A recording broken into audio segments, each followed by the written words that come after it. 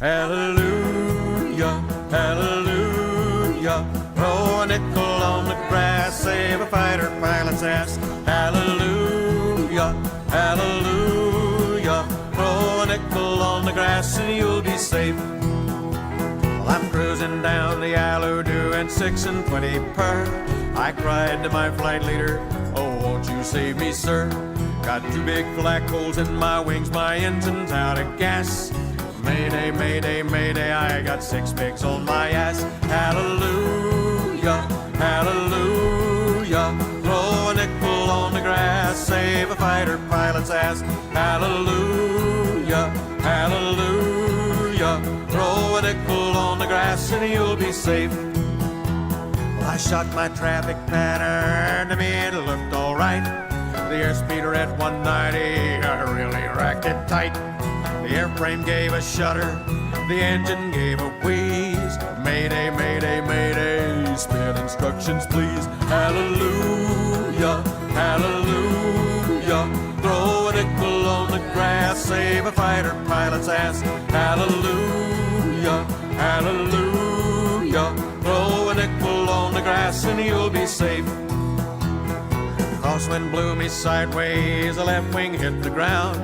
I firewall the throttle and I tried to go around. I yanked that saber in the air a dozen feet or more. The engine quit, I almost shit, the gear came through the floor. Hallelujah, hallelujah. Throw a nickel on the grass, save a fighter pilot's ass. Hallelujah, hallelujah. Throw a nickel on the grass and you'll be safe.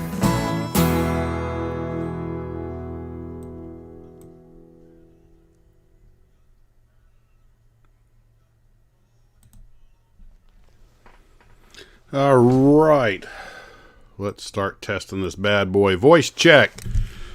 Come in, Barranca Tower. Check, check, check. Radio check. Can anybody hear me? Hello, universe. I am here. Are you there? 1, 2, 3, 5, 4, 3, 2, 1. A voice check. Okay, I can hear me. I think you can hear me. Lots of cool stuff to talk about tonight. All right. Right. Cheers, all. It's not tea tonight. Giggity. All right. Let's get it on the go. Or to quote the great Slim Pickens, let's get on the hump, boys. We got some flying to do. Okay. All kinds of cool stuff to talk about. You know, I didn't have anything to talk about this morning. But I had so much stuff came my way today that by the time we got to where we're at right now, just all kinds of stuff. And to start off with, I got a call from Ken, who's with us here. He's the one that was building the bow mark that I sent to him. He's got it done, but the decals are old. So I thought the first thing we'd start off talking about is copying or repairing old decals. Now, what I told him to do is go ahead and just scan them, send them to me, because I have a laser printer, and laser printers make better decals because, you know, with the inkjets, you have to keep putting those coats on them, and still sometimes they get saturated and run anyway. So, but I'd also mentioned, you know, that you can use the microfilm and put a new coating over them. It won't do anything about the yellowing, but it'll help keep from disintegrating. I've had pretty good luck with that. I also had pretty good luck using a couple of 3 coats of gloss clear coat sometimes to put a film on them. You guys may remember when I was building that, one of the first kits that was sent to me was that Novo Fairy Swordfish, which was a repop of the old Frog kit. And the decal, everybody thought about the decals were horrible, and I got a couple of them to work. And I tried all the techniques, and the one that actually seemed to work best, to my surprise, wasn't the wasn't the film, but it was the actual clear coat. And I figured you guys could all, you know, chime in with your favored techniques for rehabilitating. Of course, most of you guys I know like to scan and just make new decals. So Ken's going to send me the scan. I'm going to put it on the laser printer on some white. Of course, you know, when you you got to use the white paper, the decal paper. And when you do, a lot of times when you trim it out, you wind up with that white edge. So I find that a black Sharpie or something around the edge or whatever the appropriate color is really helps it look better when it's on the model. If you do it on clear coat, if you can do it on clear paper, but if you don't have a white backing, a lot of the colors just, I've done that, used the clear decal sheet, made these colors and look good on the paper, but as soon as it went on the model, a lot of the color just faded out. Some of them were virtually invisible, especially the yellows. So, we're going to be talking a fair bit about decals tonight, and I got some decals from John, and in fact, let me just put a picture of them up here. So much cool stuff to talk about tonight. Decals, there we go.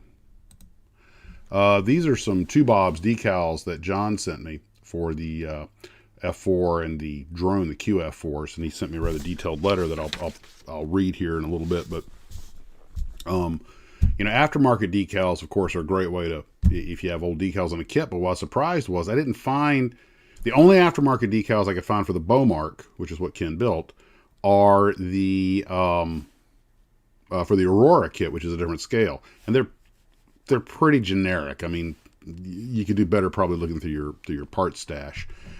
I did find one guy. You're right, Chuck. You have to trim them right up to the edge. I did find one guy on YouTube, eBay, that had a thing where he said for $22.98 or something, send me a scan, and he would make the decals for you and send them back. That's an interesting thought. I don't know how good a job he does, but I've done those kinds of services before with mixed results. Some worked real well and some didn't. For all you car guys out there, you'll appreciate this. I had a Crown Vic. I've had several of them, and Marquis. I love those old sedans. I think they're just great. I drove them as a police officer. So my sister-in-law says, that's a frumpy old lady's car. I'm like, that's my macho police cruiser. So, eye of the beholder, right? Because frumpy old ladies and macho cops all drive Crown Vics.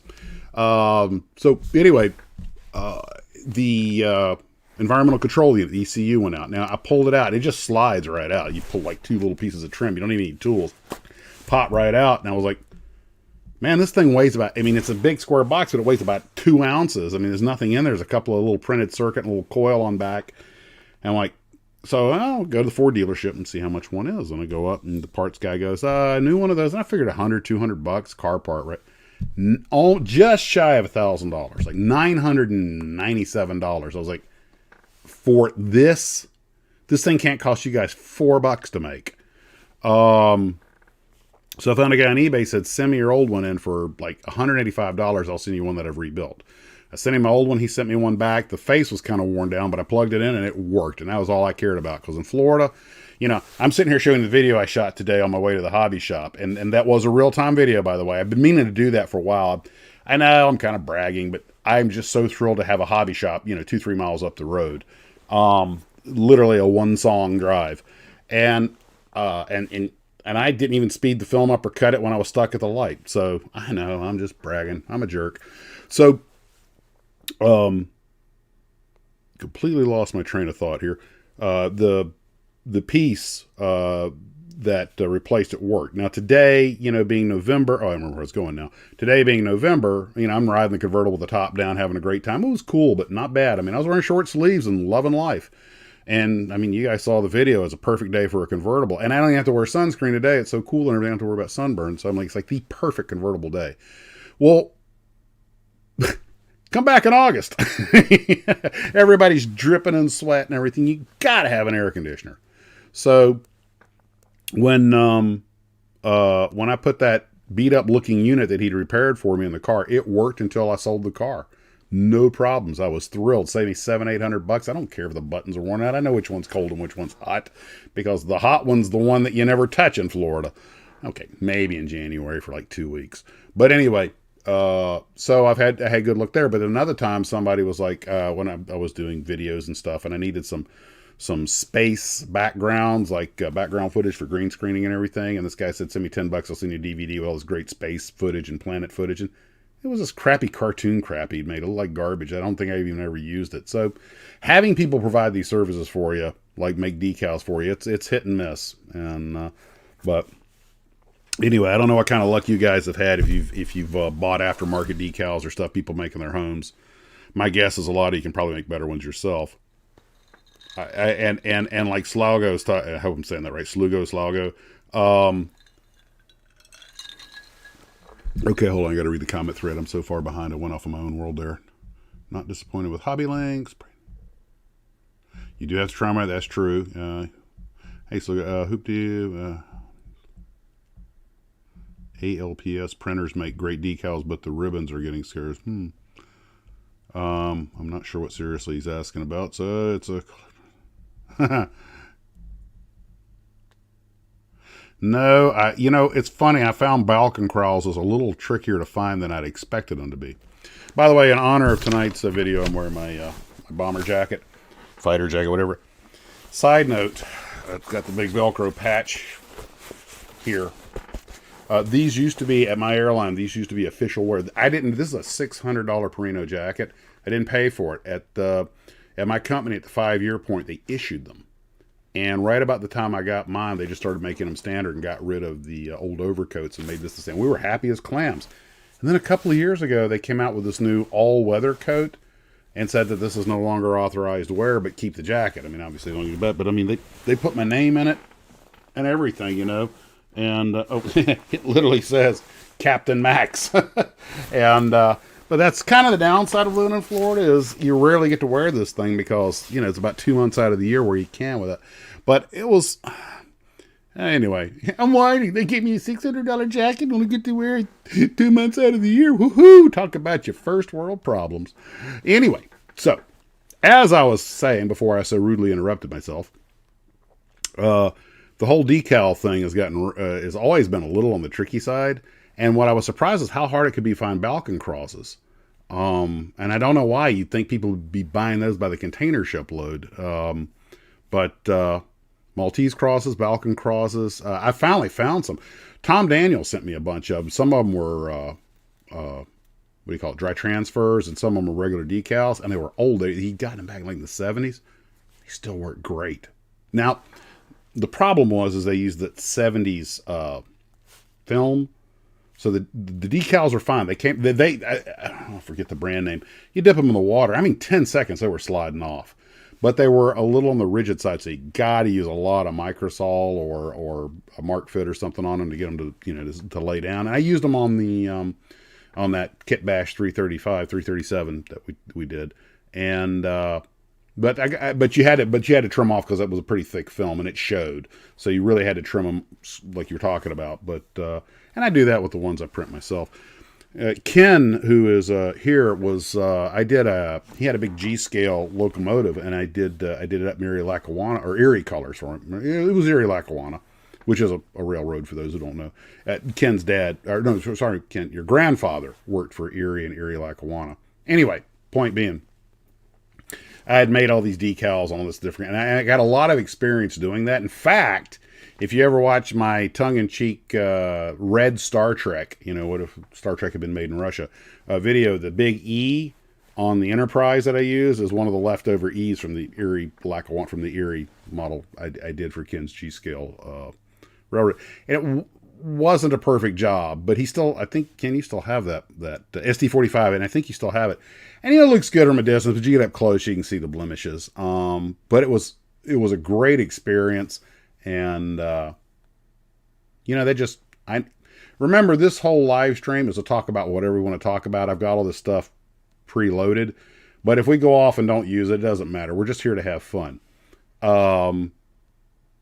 I have found that I really enjoy building models for other people, and I'm not charging anybody anything, partly because that way if I make a mistake I don't have to worry about paying for it, but it's just like the DC3 I'm making for a coworker right now. That individual was like, how much do I, you know, trust me, you don't owe me anything. This is what we do. And I'm putting more effort into their model than I do into my own because, you know, is it just me, or do you guys, if somebody said, hey, could you build a model for me, would you not want to do a better job for them than you would do for yourself? It's just like a cook. A cook wants to make you a gourmet meal, but they'll sit back and eat a bologna sandwich. And I just called all my model builds bologna sandwiches. But, hey, you know. Iri Lackawanna was a less nice. Neat. I'm not sure. Okay. Chuck, you're going to have to expand on that for me. You're losing me here. You're killing me, Smalls. We use zip screws now in theater builds.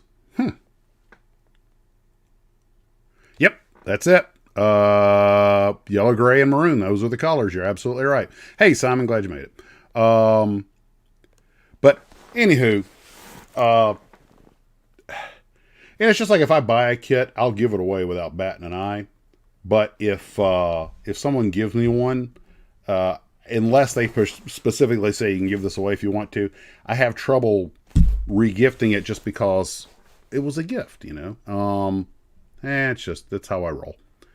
Let's see. I need to just move this over, expand that a little. There we go. I'm just afraid I might have some dirty underwear laying on the bed behind here. You guys do not want to know what's behind this partition. It's protecting your eyes from a whole multitude of evils and sins. Not really. Just, you know. Anyway, let's see. Okay, on to the next thing. You know what? Speaking of decals, and I've got the picture up already, let me read you a little something here. And we're also going to talk about the course. I've got some notes down here also on the electronometer writing thing. What do you call that? Notepad. Okay, this is from John. And is he out there? John, are you out there? You get to know everybody their handles. This picture is going to come into play in just a second. I didn't take a picture of the picture. In fact, let me put up another picture here.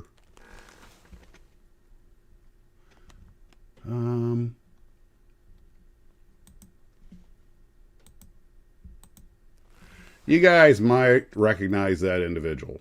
I'll give you a few seconds to answer that while I read this letter.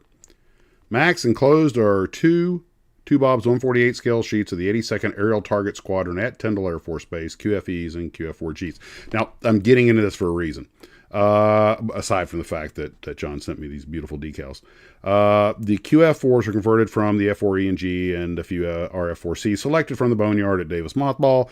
They are manned aircraft until needed as a target. I was at Holloman Air Force Base, New Mexico detachment for overland test, Det 182 ATRS. We did fly manned sorties for a variety of missions, such as Red Air, Test Mission Parameter Validation, USAF Heritage flights, which are, to me, the coolest of them all. And we're going to get back to that. And the scariest drone controller training, sitting in the cockpit monitoring the flight while the controllers practice landing, thank God, for the turbojet J79 and the wide runway 422. And I have some stories about that, and I unfortunately have to take this jacket off. I'm starting to sweat. The primary manned flight was to chase the drone QF4 during takeoff. Test aerospace, go hide from the live fire event, usually over White Sands Missile Base, since our aircraft looked like the target aircraft. Yeah, and that's how that's how really funny stories with bad endings start. I look just like the target aircraft. And if the drone survived the shot, rejoin and chase back to landing assistant controllers as required to keep an eye on the bird if they lost link. And, okay. The unmanned drone aircraft had AIM-9 warhead mounted internally, I think by the O2 bottle, for destruct. The Phantom was a tough bird. I've chased battle damage aircraft back to the recovery at Holloman. In 2005, several QF4Es were painted in Vietnam Cold War Desert Storm camo to fly the Air Combat Command's Heritage Flight Program. And you're right, Joe, it is General Olds. I was a Phantom West Heritage pilot for 2007. That's got to be the coolest job on earth. Hilarious with the Heritage Birds pilots drooling over the F4 while us Phantom guys were drooling over the P-51s, P-47s, 38s, 40s, and F-86s. They're saying, this is so cool. I have a Phantom flying formation on my wing, while I'm saying, this is so cool. I've got a P-51, P-40, P-38, F-86 on my wing. During the Heritage flight training at Davis Monthan in the new year, ACC would bring in guest appearances such as Gene Kranz and, in that picture, General Robin Olds. I met Olds at 2005 flight training conference. The second pick was titled Olds Meets New. And that's, wrong picture. Hold on. Did I not load that picture? I thought I did. Well, anyway, it's him with General Load. Sorry, John. I may have... Well, you know what? I got it here. Let me just run get it. And John, I hope you don't mind me showing your picture. I assume that you that was okay when you sent me this stuff. Word to the wise, you send anything to Max, you risk it ending up on the channel. Let me hunt and peck real quick for that picture. And there it is. Okay. There's John, who sent me the 2 Bob's decals with General Olds. That's his bona fides. He really was showing General Olds. Well, I'm not sure who's teaching who here. Okay, got to switch back to my other glasses. Sorry. OMS, old man syndrome. All right. The second pick was titled Old Meets New. I was the latest USAF F4 qualified pilot. They say never meet your heroes, but Olds is one of the exceptions of that rule of thumb. Sadly, I was also number 3 at his F4 Missing Man formation for his service at the USAF Academy in 2007. He was such an awesome leader that the number 1 did the Missing Man pull-up, picks on back, throw a nickel on the grass, which is why I used the nickel on the grass sign for the opening, and we'll use it for the sign-off. Now, this, I forgot to get a picture. This is John flying number 3 at Olds' funeral at the Missing Man formation for Robin Olds over the Air Force Academy. And I tell you what, this little backwater YouTube channel of mine has really gotten me the opportunity to contact, chat with, and be at some distance in touch with people whom I respect greatly, and just I'm incredibly grateful to all of you. And John, thank you very much. And here's the General Olds, everybody, to Robin Olds.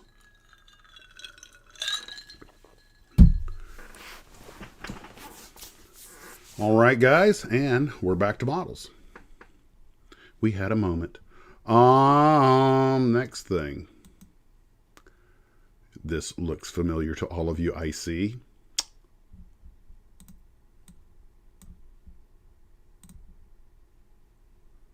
Now, I have to bring up my electronification notes from, I think it was Hoot Owl. Hoot Owl, I know you're there. I saw your name. You're here. Yeah, there you are. All right, guys. We got a lot of stuff to talk about, and this comes from Hoot Owl. So, Hoot Owl, I'm going to rat you out here, man. I'm going to tell them all what you told me. Why is this thing not moving? Okay, there we go. My computer's acting up a little bit. All right. You guys will recall the Corsair that I built in the hotel room that we ragged on endlessly. The hobby crap. And I know. And by the way, before you get there, I should have his stuff here. One of the Ed, you know what, Ed? If you're here, let me minimize this so I can see that. Ed, are you here? Ed, north of 56. He may not have been able to make it. Ed, north of 56, kind of sent me an illuminating email, and he said that you were ragging on this hobbycraft kit. And then Ed goes to tell me that his very first model airplane was his dad handing him 2 blocks of wood and a shaping knife or a carving knife. Go to it, kid. And that was his model. And he did the Speedy built kits. And I mentioned this in passing briefly. But he did the Speedy built kits for Monitor. A lot of work. I mean, there wasn't much to him. So he goes, and he was just sort of getting that, hobbycraft, which... Okay, I am going to stop myself before I go on that tangent. You have no idea how hard it is for me to stay straight down the road and not sail off. But anyway, as Ken can tell you, because he spent a lot of time listening to me talk. Oh, see? I just did it again. Caught myself. So, yes, the Hobbycraft kit is a repop of the Idea kit from, I believe, I said Japan, was actually South Korea, I believe, which is probably the old one. I said it was 1 to 72nd scale. I think it's 1 to 70 scale Fujimi kit. And I had actually covered this in one of my own videos, as one of you very sharp Blue Troopers pointed out. I really need to consult my own information. I collect so much data that pours in one ear. I forget a few childhood memories so I can store it for a while, and then it pours out the other ear.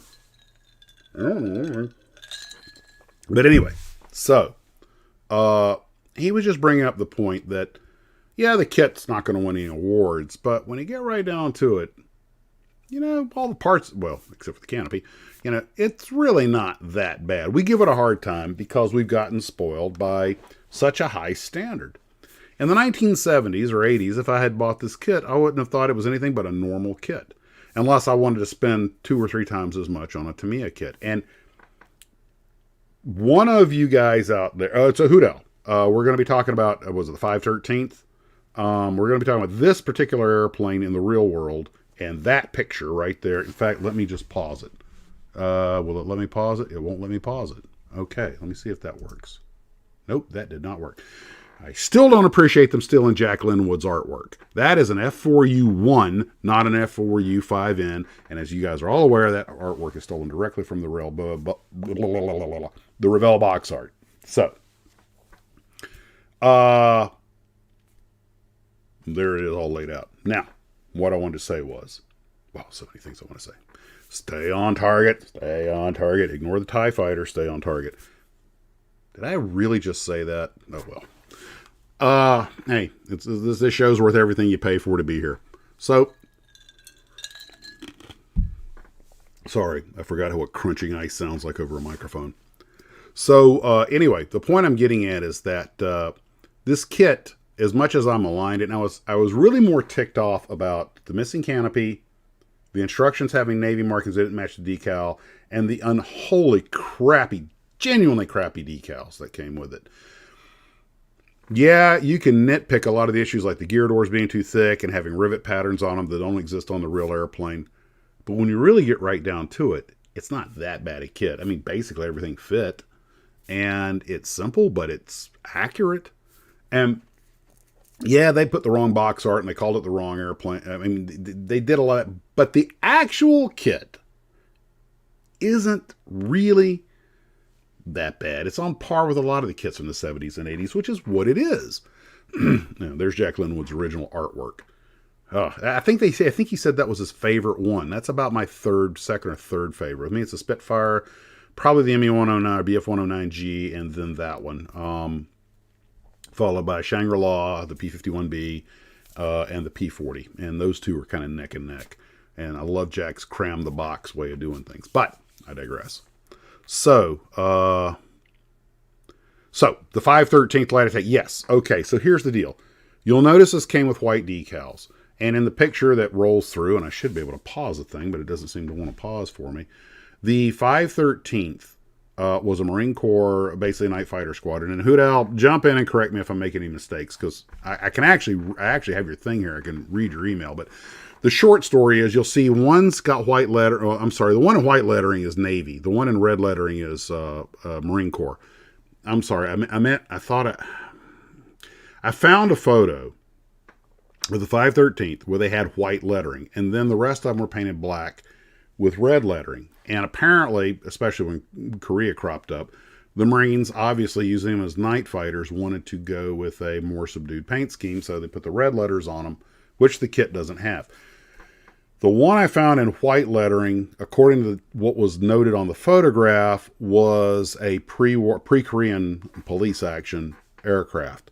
But from 51 to 53, they all had all the pictures I said except one had red lettering on them. Let me see if I can. I thought I put that picture in here. Okay, I'm just going to look real quick and see if I can find it. Maybe I didn't. Maybe I don't have it with me, but come on, computer. My screen's acting up. I think my mouse might be dying.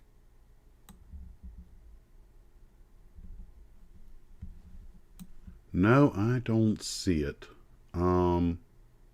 Bad me. Bad Max. But anyway, the point being that also I found out that and Hoot Owl pointed this out, is that the Marines eschewed all the gaudy nose art and everything because they were trying to keep the airplane subdued for obvious reasons. I mean, they, made less of a target out of it.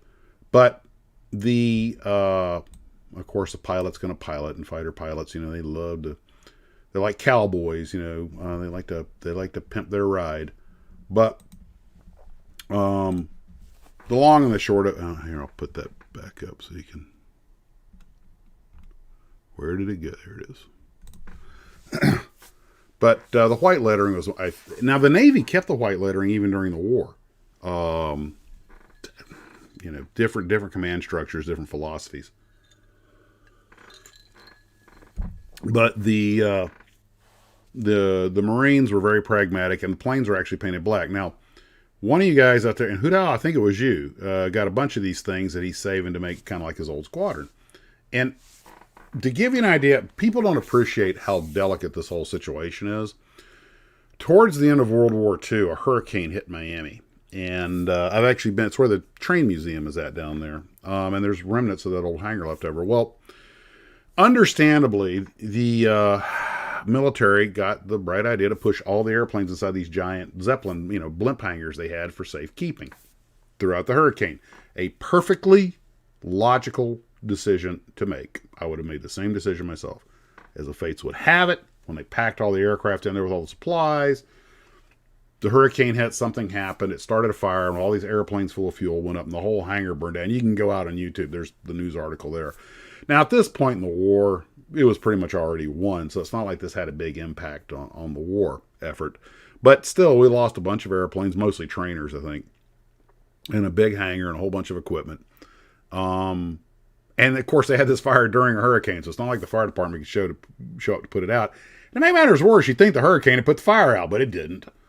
Anyway, what's left of that hangar, some remnants of it are still there. And if you ever go to the rail museum, was it the Gold Coast Rail Museum? Ken and I went there one time. But anyway, the remnants of the hangar are still there, some of the stanchions. And the point I'm getting at is that whether forces beyond combat and accidents have an impact on the military. Well, Hudal, correct me if I'm wrong, but I believe you said that they had a hurricane hit. And a whole bunch of the Hellcats that they were using were wiped out by the hurricane. So they were taken off status as a night fighter squadron. Actually, I have it up here. Okay. But I probably don't have an order.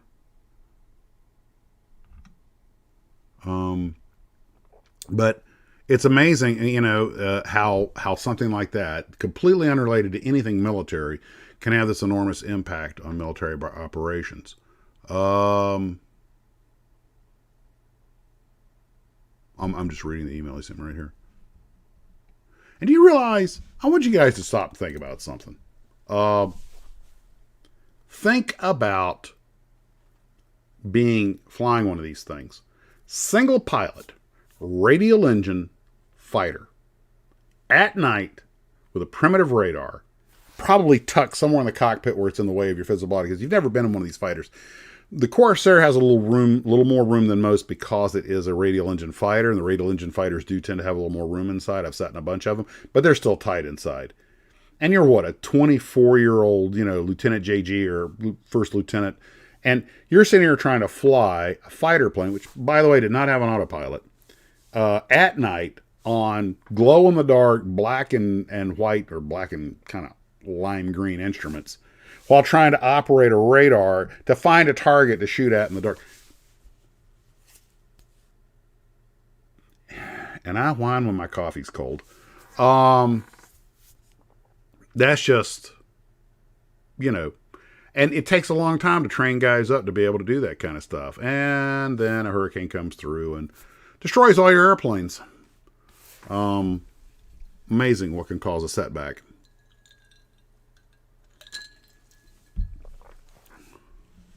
Suncoast, that was it. Thank you, Ken. Suncoast Railroad Museum. I got a video up about it. If you go to the channel and type it in, you'll probably see it. I took a gazillion photos. They actually have a working locomotive. Well, it's a tender, but I think if you pay a few extra bucks, they'll let you get up there and move the handles. You know what? As long as I'm going there, I might as well just get all the details right. So Hudal sent me this thing. The tailcode Romeo Mike was for VMC-1 based in Pohang, Republic of Korea during the police action. And it was an electronic warfare squadron. Apparently they flew the AD-1N Sky Raider, but they may have had the Dash 5N Corsairs prior to that. A couple of those F4U kits, he's been hoarding them because he wants to make a diorama. Okay, well, yeah, that's cool. The older kit is a Bachmann Fujimi 1/72 scale molded in all blue. Same decals for number 49 of Squadron RM, but not as crappy. RM should be the tail letters. Navy box art does not match the Marine iteration. This is correct.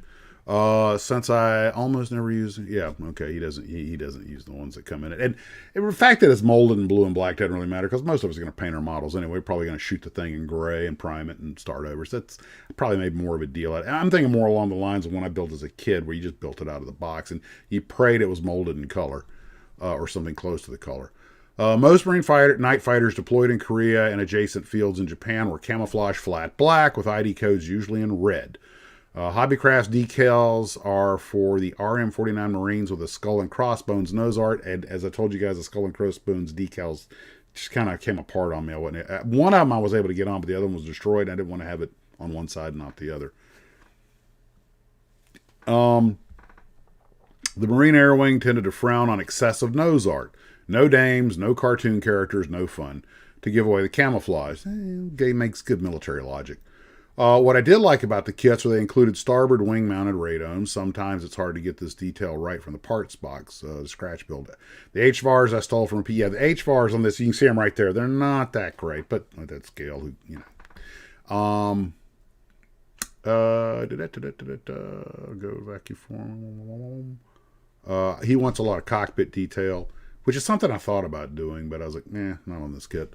Not the best in 172nd post-war Corsairs, but adequate for his purpose. And I've been to Pohang, don't fancy a return visit.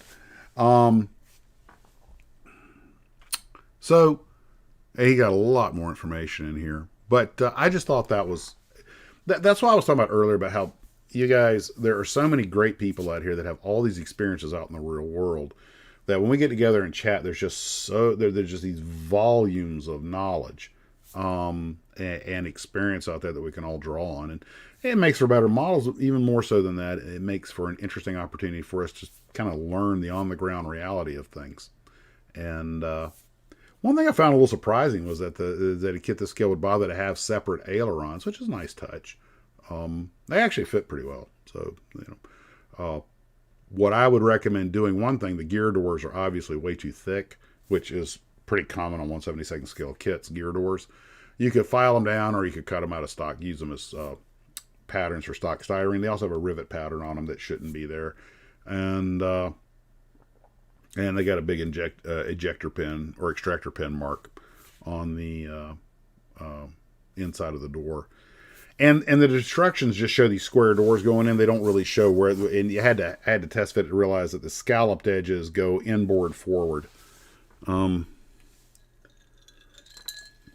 Again, not a great kit, but it wouldn't really take that much extra work to make a good kit out of it. I probably have a vacuum. If I had brought the thing, it would never have survived the trip. The kits that I did, I was surprised. The kits that I brought home, you guys may remember the Tony. I had commented even on the road build that it had these skinny little gears that were not likely, that were not a lot holding them to the airplane. And I genuinely thought that the landing gear would probably get broken on the way home. As the fates would have it, Sweepy was the one, and not Sweet Pea, Sweepy.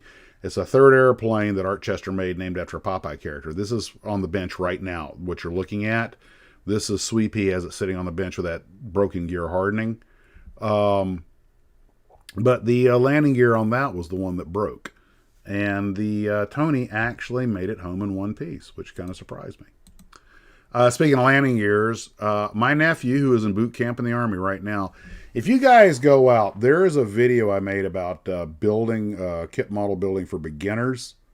And it was this is the kit that I built. It's Monogram 148. It's got an old Monogram 148 scale Helldiver. And I brush painted it. I wanted to go real basic on it. Well, I gave it to my nephew. He wanted a model airplane to put in his room, so I gave him that one. And he went off to Army boot. Well, his mom was cleaning the place up and she found the model of the broken landing gear, so I had to fix that for him. So when he gets back, he'll have a fixed model airplane sitting on his shelf. Big reward for surviving boot camp, huh?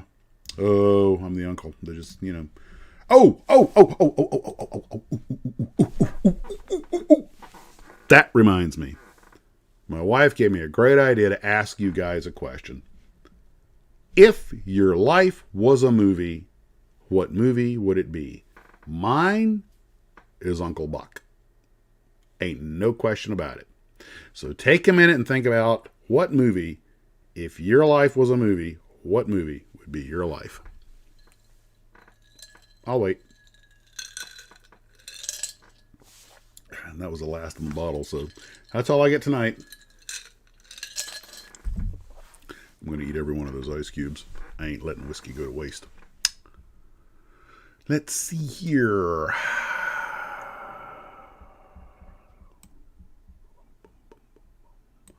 Okay, that. What's in this slideshow? That's a DC3. I'll talk about that in a minute. And boy, I really didn't load that much stuff up as I thought I did. So, Idiocracy, Groundhog Day. It's a mad, mad, mad, mad world. Oh, now I have to think. Yeah, you didn't know there was going to be a homework assignment.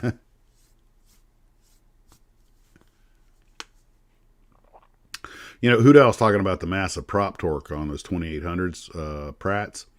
One of my dad's friends, Mr. Pappy Coleman, had served in the Second World War. And, not too many Tonys made home in one piece. That's true. There's a higher and he just drips. High noon, gone in 60 seconds. I love it. He said that he watched some young Marine lieutenant in a fully loaded Corsair. Apparently the guy just cobbed the throttle to it, which you do not do in radial engines. And it started going down the runway, and the torque took over before he had rudder effectiveness. And he said they saw that thing just head for the trees. And then, of course, the ordnance went off, and that was the end of that story. My Fair Lady. Okay, not my place to judge. Right, Captain. So, what else do I have here? Of course, we got to talk about anything. You bring up a subject, and we'll go with it. Okay, well, real quick, I'll just talk about the, I think you meant arsenic and old lace. American Graffiti. Oh, yeah, American Graffiti. Yeah, The Longest Day. There you go. Fast Times at Ridgemont High. Yeah, that was my generation. Okay, real quick, I stole the gooseneck wooden stand off my Chinese FT5, that trumpeter kit to use for the DC3. I think that's going to look good with the DC3. It's got that old world look to it, wood and curved and everything. And I went to the reason I went to the hobby shop today was buy just rattle can aluminum spray paint for the DC3. I bought 3 cans. I have found that if you're painting the airplane just all one color like I'm going to, just as a display model for someone's desk, that Tamiya stuff is pretty good. Ferris Bueller's Day Off. There are the 3 cans that I bought. And tomorrow I get back to work on the Caterham. That's actually where my progress is at right now. And I have decided officially to leave it in the color like it's supposed to be. I'm not going to paint it. I don't want it. It's got that beautiful Kevlar pattern on all the all the fenders, the nose cone, all that stuff is. I just don't want to mess it up. It's such a wonderful kit, and it's made to be in bare metal with the black, not Kevlar. Oh, come on, guys. You know what I'm talking about. Christ, I cannot believe I'm forgetting this stuff. That's what they make all the airplanes out of. Carbon fiber parts. And I think it looks great that way, and this thing's going to be awesome when it's done. And that's going to be our car build. And John over at Scale Car Garage has sent me a figure for it. So it's just going to be awesome. And, this happened today. I don't know how long that's been laying there. Clearly before I went to work, I came into the Tarbis today and found this. I try to be good about closing all the bottles and everything, but there's always one that I miss. And somehow I knocked the thing over apparently before I left because, I kid you not, I had to use a wrench to get that knife off the table. And, carbon fiber, that's it. Thank you. So that's not the least bit embarrassing. And the ironic part is that the paint that was still in the jar was still good. Only the stuff that spilt out had dried. And there were still, after 4 days at work, there were still some wet spots under the handle of the knife. Don't ask me how I know. And no, I did not lick it. I used my finger. And, oh God, I cannot believe I just said that. Anyway, and in other news, moving on. Nothing to see here, people. Move along. Move along. You never know what you're going to get on this live stream. Animal House. Boom, boom. Love that movie. Blue Tackle. And there you go. That's not a bad idea. So, by the way, in a completely unrelated matter, and because this is how my brain works, in my head, I just, for no reason that I can understand, popped up the idea of a reimagining of the original Godzilla story. By the way, there he is taking care of the U-boat that I had the U-boat sitting on the shelf with the rest of the kits, and I was kind of like, it just looks so lonely, and I just figured, you know what, I think it would look better if Godzilla was holding on to it. That adds a certain technical accuracy to it. Yeah, thus the phrase, there are 2 ways you can say someone hasn't got a chance. He's got a snowball's chance in the oven or a submarine's chance in a Godzilla movie. Unfortunately, I couldn't leave it like that because every time I set him back on a stand, the submarine fell out.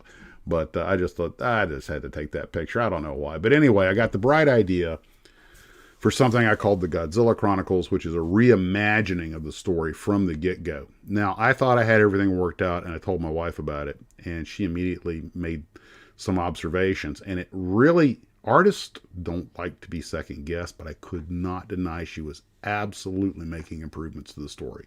So maybe at some point in the distant future, when I have time, I might make some kind of still photo essay on the Godzilla Chronicles. But it's be a lot of fun for all you G fans out there. Anyway, okay, Dave, take care, man. Glad you made it. Yeah, that's a Shin Godzilla that a Glue Trooper. I have 2 of the small ones that Glue Trooper sent to me. That one was a slightly bigger of the 2 of them. And I have a bigger one, about yay so big, up on the shelf. None of which I built. They were all the pre-made things. Just you just put the legs and tail on them. The only kaiju model that I have built is the big 16-inch Polar Lights job, and it is an impressive kit. I did a build video on it.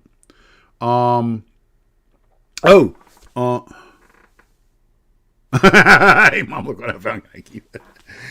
I love these things, crunchy outside, chewy center. And yes, I stole that from the Larson cartoon about the polar bear over the igloo. Oh, I love these, crunchy outside, chewy center. Well, it is called a sub sandwich. Yeah. That's the logo. Godzilla's idea of a sub sandwich.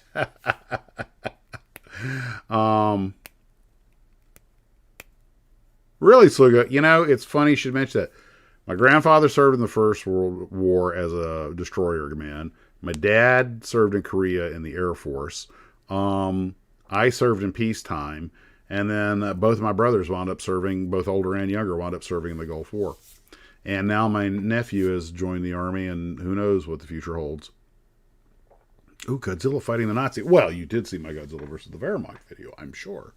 If not, go out and see it now. Herofel, that was a good magazine. I've heard of it. I think I've seen a few copies of it. By the way, guys, just to let you know, I have to be done before 9 o'clock because my wife and I are watching that new Rock movie with the Rock, Red something. I don't even. Anyway, yeah, John. The whole this thing. I only advertised it this morning on the morning video. That's what you get for missing staff meetings. But I was after being gone so long, I thought it'd be good to do one. And this is like a totally just guys, we're here to have fun. Nothing else matters as long as you're having a good time. Speaking of good times, we just did the Cold War missile build, right? I stumbled onto this, and this is not actually a model, it's more of a toy. Now, you guys know that Marx, the toy company, which was huge, They spent $55,000, I think it was, in like 1955 to make the molds of that stagecoach I built for my buddy, which I did the math on, and think it's like a $750,000 mold today. I stumbled onto this on eBay. Apparently, and I thought this was interesting because of the Cold War missile build we just did, apparently Marx made a Cape Canaveral. This aren't models, it's a toy, but it's a Cape Canaveral missile base thing. And I don't know if any of you guys are familiar with this. If I knew about this, I had certainly forgotten about it. And one guy has a complete one in the box and everything. And I took these pictures from eBay from 2 different advertisements. One of them, like this one, where it's all, parts are broken and stuff, he wants like $275. But the one that's completely intact, the guy wants $1,000 for, and he'll probably get it because somebody my age or older had this as a kid, and when they're like, because let's face it, when it comes to these old vintage kits, what you're selling is nostalgia. I don't have to tell you guys, a lot of us will spend a lot of money to revisit our childhood for a little bit, and that's a beautiful thing. That's a sign of a happy childhood. Will a 1.6 Batmobile be eligible? Absolutely, it's a car. It's a car. The Karmer build is pretty much a land vehicle. Bicycle, motorcycle, trike, car, truck, tank, half-track. As long as it rolls across the ground and transports something, it's pretty much eligible for the Karmer build. I don't want to... There are a couple of things I'm going to have in the future, a couple of build ideas I have that are going to be a little more specific. For example, at one point, we're going to have a Tom Daniel inspired build where you've got to kind of kit bash something, into something that looks like something Tom Daniel would have designed. And I've got a couple other loony ideas, and I've got a kit bash one.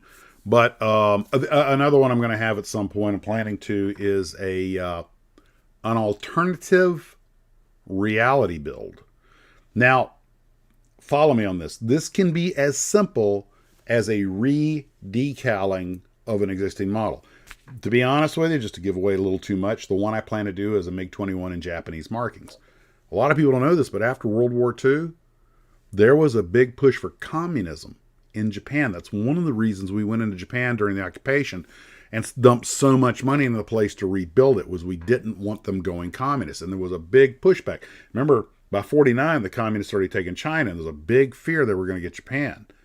Well, what if Japan, in my alternative, what if Japan had sided with the Russians and gone pro-Russia instead of pro-America? And, or the Russians had invaded, instead of waiting the last 3 weeks of the war, the Russians had invaded earlier and gotten, so my alternate is just going to be a MiG-21, and what I think a Japanese MiG-21 would have looked like, in 1968. So that'll be an alternative reality build. That's way down the pike. But Tom Daniels, the Catwoman cycle, that'd be awesome. But I've got all these ideas, so those will be a little more specific. But ones like this, like the Karmer build, I know a lot of guys love to build tanks and a lot of guys love to build cars, so I want to give them an opportunity to just have some fun. And it can be a real vehicle, or it can, it can be an imagined vehicle. Another alternative reality vehicle that I had thought about was, what if Dodge and Ford had merged during the Depression? What would cars have looked like in the 50s? And there's and John, you're what is that thing? The Corsair or Crusader, that big RC car thing that you had. That's not really an actual real car, but it would have looked something like that. So you would have had this, it's the idea is to let you have some fun, let your imagination get away from you. Don't worry about, getting every nut and rivet right for a 56 Ford, because this is your car. And then some of the other builds will be less specific, and some, like the airliner build, is going to be anything that was an airliner. That includes Hindenburg, helicopters, Tony Jannus's Benoit flying boat, but that one, it has to be a real airliner, so that would be a little more specific, whereas the others are going to be just more general. Cause fudge like that. And not sure the marketing department, that name would have gotten past the marketing department, but I like the way you're thinking. But the whole idea of these group builds is to enjoy yourself. Now, the first one we did was the B25, and that was actually a bunch of the glue troopers that I think at least 3 or 4 people had suggested that. So that made a good way, kind of our gateway drug to get us started. Any B25. And, but in the future, some will be more specific and some will be less specific. The whole idea is just to have fun, because we have so many people that, and I have no problem with the passion and taking your hobby seriously. That's great. But the whole idea is kind of let your hair down a little bit and just enjoy yourself. There's enough stress in the world as it is. You kind of come here to get away from that. It's one reason I don't do politics or any of this stuff. We get bombarded with that crap, and we come here to escape that stuff. I'm not going to call this a safe place, because as you've probably seen from some of the things that have come out of my mouth, this place is anything but safe. Well, it's not PC safe anyway. Whatever that means. FOMO par. Go for it. That brings up a thought. What if Italian designers, like they did for the Chrysler turbine car, what if Italian designers had been hired by Ford in the 30s? There's a cool idea. Do I have anything else? Was that everything? Image? There was a couple of notes here. Richard Fleming reminded me that the Hobbycraft kit I was talking about were molded by the Ideal Company. And it was in my own video and I forgot. And according to ScaleMates, it's a 100 is an Idea kit, but it is not a 100. It's a 1-70 or 1/72 Fujimi kit. Found a decent bill of it online. I would just use a Tallery. And I was told it's E-Tallery, not E-Tallery. And John, don't know if I'll make the live stream, but you could mention that yet. Oh, yes. I wanted to make sure. Joe S. Joe mentioned that it is the 79th anniversary of the battle in which the Sullivan brothers were lost. And I actually knew that because I watched Indy Nidell's Time Ghost history and World War II, where he does, in real time news reports from the war. And the Battle for Guadalcanal claimed over 1,000 American and 1,000 Japanese, including 3 admirals. FYI, I am wearing a USS Sullivan's hat for my visit to the new Sullivan's Model on. Well, thank you, Joe. Admiral Scott and was it Donegal? I forgot the other admiral's name. We lost 2 admirals in one battle. Both the bridges were blown away off their cruisers. And but they turned the Japanese, who did not realize how small the American force was, they turned around and skedaddled. So technically the Americans got their shellacking, but strategically speaking, they did turn the Japanese back. So, it was a strategic win. Started your work on an M1 chassis. There you go. DIVAD, the Sergeant York Division Anti-Aircraft Artillery. I remember that whole program. Man, that thing was a disaster. They tried to use too many off-the-shelf parts. Ford Vina, Space Force. What if? There you go. Now you're cooking with gas. Callahan. It was Callahan. Okay. Admirals Callahan and Scott. Yeah.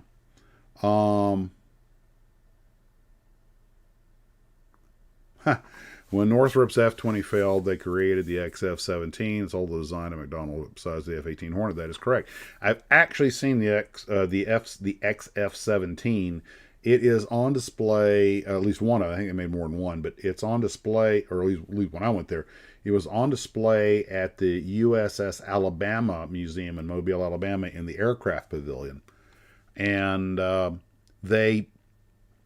if you look at it, the Hornet DNA is obvious, but it is a different airplane. The biggest difference being it has a very spindly landing gear by comparison, because it wasn't made for carrier operations. And I think one of the things the Navy really liked about it was it had 2 engines. And when you do all your time flying over water, that's a big plus. Well, you're just talking about the man in the high castle there if the other sides had won, which, by the way, although I don't think economically speaking ever could have happened, but you never know.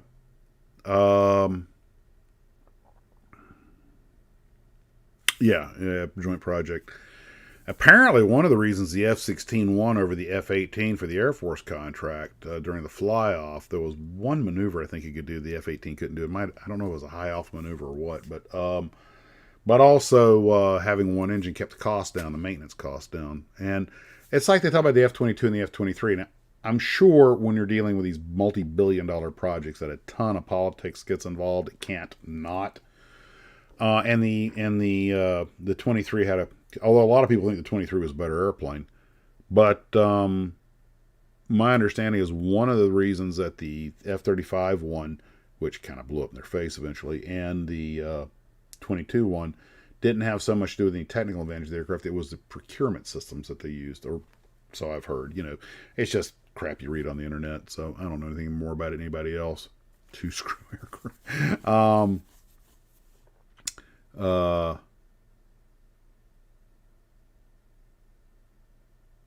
Neptune's Inferno, yep. Guys, I am going to take a very quick break and get some water. I will be right back. I'm just going to loop the intro video for you one time, and I shall be back momentarily.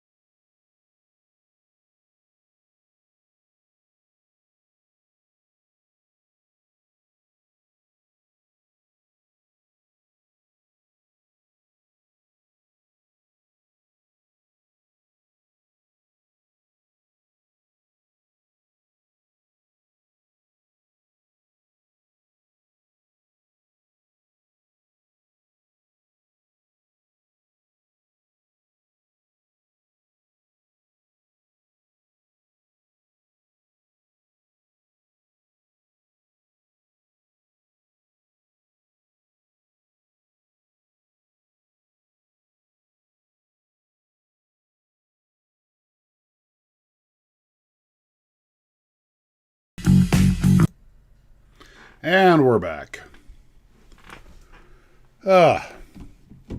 So I read that. Nope. Yeah. No, I've seen the motorcycle cops on that road. It's a 35 mile an hour speed limit. I'm very careful about that for just that reason. Driving a red Mustang convertible, you pretty much might as well be flashing a light. Stop me, ticket me. You know the old saying that you don't appreciate how many of them are out there until you get one, and I can't believe how many Mustangs, especially Mustang convertibles, I'm seeing on the road now. Oh, Ken, you just had to bring that up. That very same road you saw me driving down, the main drag, Loretta Road. Ken and I were in the Jeep a long time ago. I had a 43 Willys Jeep, World War II Willys. I believe it was an ex-Marine Corps Jeep. And we're tootling down the road, and they had warned me, don't let the gas run out on this thing. And it didn't have a working gas gauge. Well, I ran it out of gas. We rolled over in the median. We wound up having to replace the fuel pump because when it ran out of gas, the fuel pump ate itself. And, 40s technology.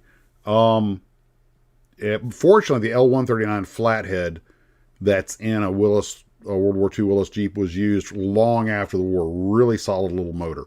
And it was used long after the war, and they still make fuel pumps and parts for it. So good on them for that. All right. ATP. Actually, you have to report speeding tickets or any moving violation to the FAA when you get your medical, especially an alcohol-related one. If you get a DUI, you've got a problem. But if speeding tickets have to be reported just because they look for trends, and they do get nowadays that everything's all modernized, they everything goes into a central database because knowledge is power.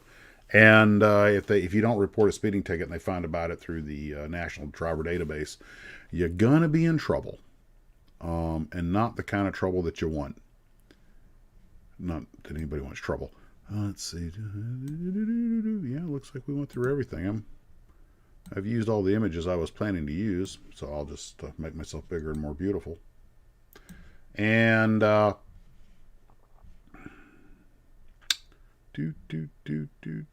I got Radar Love stuck in my head. I'm just gonna make that.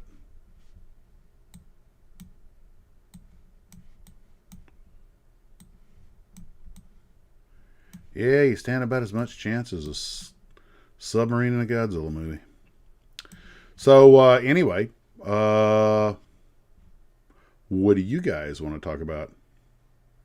You're only speeding in 2 dimensions. Yeah. It's funny you should mention that, John. Who wants to hear an airplane story? The particular machine I fly, which is the Embraer 190, is a particularly slippery little airplane. And it does not like to slow up, especially going downhill. And we always tease, old pilots are notorious. Pilots are ruthless in their treatment of other pilots. And did you send me the Beaumont pictures, Ken? Let me look real quick. Ken was sending me. I didn't have a chance before we got started here. Let me just check the mail real fast. And Ken's supposed to, he missed the missile build he had because he has a real job. Oh, there they are. Oh, not bad, Ken. Nice work. I'm going to open this one. Copy. Image. By the way, guys, since he didn't use the decals, all of the stripes and everything you're about to see are painted. Okay. Paste. Crop. File. Save as. Da-da-da-da-da. Live streams number 41. Boomark. Now go back to OBS, select an image. That's what I have to do to get one. When I do these things on the fly. Should be down here either at the top or the bottom. Well, that's odd. Oh, that's right. It's alphabetical here. There it is. Okay. Guys, this would have been Ken's entry. That's all hand painted. And he has not built a styrene kit model in 40 years. What say ye about that? And he's trying, of course, he's still waiting on you see the decal sheet behind it, which is pretty old. So that's all he's waiting on is the decals.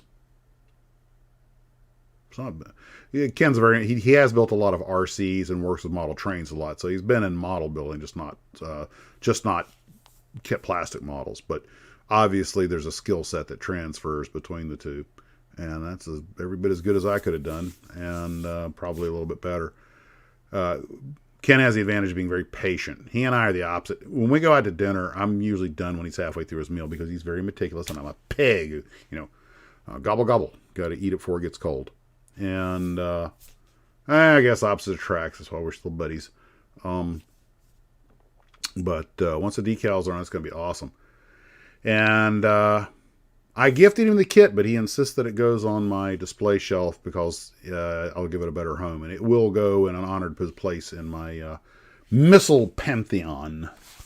And that's nice work, Ken. That really is. You did a good. You done good. The Beaumark, Ken and I were talking about it earlier in a phone chat. That thing was in operation until the 70s. I think 72 they retired it. It never really worked as well as it was supposed to, but in a way you could argue, there's two arguments to be made about systems like Beaumark and Corporal and a lot of the others, and even Pershing. A lot of people say, well, they were never as accurate as supposed to be, they never did this, they never did that. I was like, you know what? They kept the other side in their box. That was their real job. The job of the Beaumark wasn't to shoot down bombers. The job of the Beaumark was to create the fear in the mind of the enemy that he could shoot down his bombers. And evidently it did. And so in that way, it was really just take care, Hoot Owl. And by the way, thanks for all that information on the squadron and everything. I appreciate that. If I get another one of those Corsairs, I think I'm going to actually go find or make my own decals for it and dress it up like that. If I get another one of those little Hobbycraft Corsairs, I'm going to take some effort and really see how good a kit I can make out of it. It might be fun to compare one to something like a Tamiya or something, just see how much better one is than the other. Did that with the P-51s, Monogram Revell versus Tamiya. But anyway, if you guys remember Dr. Strangelove, when Strangelove tells him that, Fia is creating, the Fia in the mind of the enemy. And it managed to do that, I guess, it and a whole bunch of other systems. I doubt anybody's systems worked as well as advertised, but they all created enough fear that they kept the major players from misbehaving again, like they did, back in 38. Wait a minute, is Yellowstone on? Oh, crap. I might have to go. I've gotten addicted to that show. Who's your favorite Yellowstone character? As much as we love to hate him, mine's old, Rip. If you can be friends with Rip, you can be friends with anybody.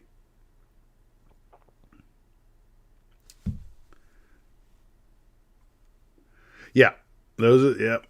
And,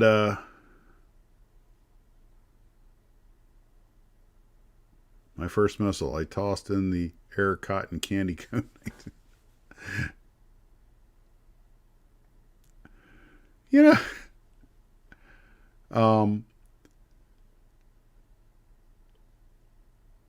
Well, actually, Chuck, yeah, you remember the history guy, Lance Geiger, did the thing on the one Beaumark did explode. There's no fighting in the war room. Yeah, I love that. Gentlemen, that is kind of, I said Premier Kissoff is a degenerate communist. I caught him trying to the camera. He's trying to take a picture of the war room. He tried to plant that ridiculous camera on me. I haven't touched it, John. The Caterham I am going to get started back on tomorrow. In fact, let me see. I got a picture somewhere. Okay. I had it. That's not it. Okay, I had a picture somewhere here of the... Here, I'll just put that up as some filler. Nope, that's not it. I just had a picture of the Caterham up earlier. Must have been one of the slideshows.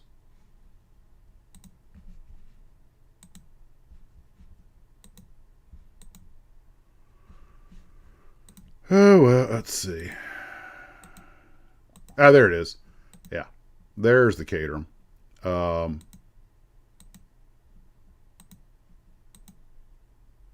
Okay. Okay. There. Okay. This worked a minute ago.